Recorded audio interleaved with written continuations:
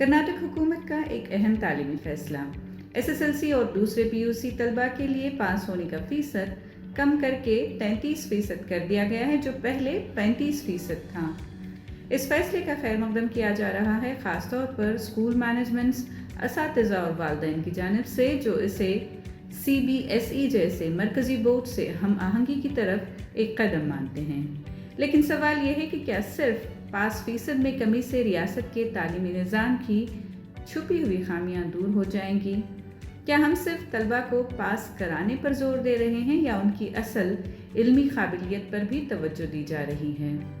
اسی اہم موضوع پر ہماری ٹیلی فونک گفتگو ہوئی ماہر تعلیم منصور علی خان سے، جنہوں نے اس پالیسی کے گہرے اثرات پر نہایت سادہ لیکن بصیرت افروز انداز میں روشنی ڈالی ہے۔ ملاحظہ کریں۔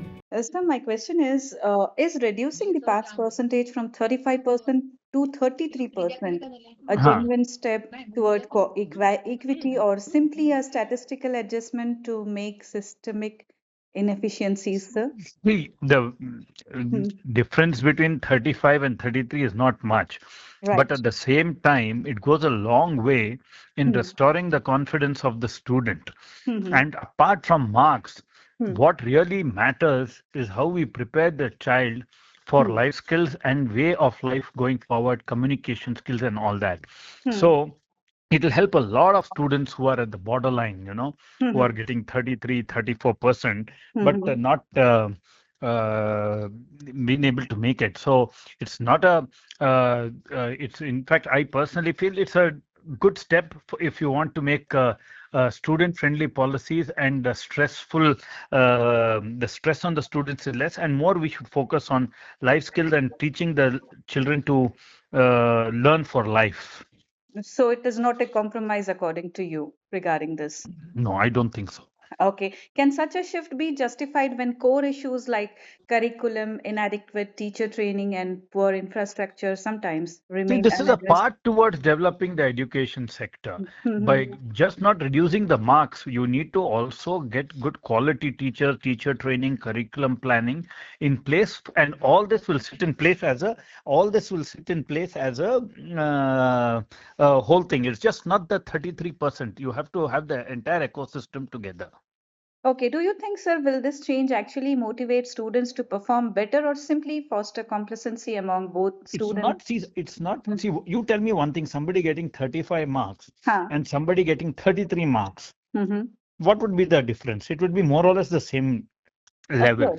At the same time, but the self-esteem and maybe we will be able to fix the problem of the child. And I have always believed education is not only about marks.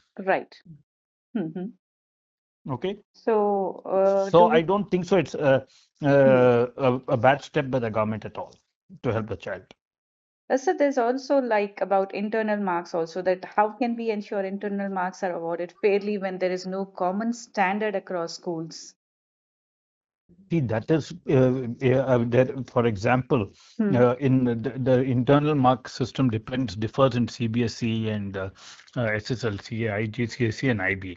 And it is for the integrity of each individual schools, so that they are honest in their assessments. Okay? Okay. So one more question is, will this change help those students who failed earlier by just 2 to 3%, as you are saying, or is it too little, too late for them, sir? No, always you need to make a start, and I think it's unfortunate if somebody has failed with such narrow margins, but somewhere we have to make the start.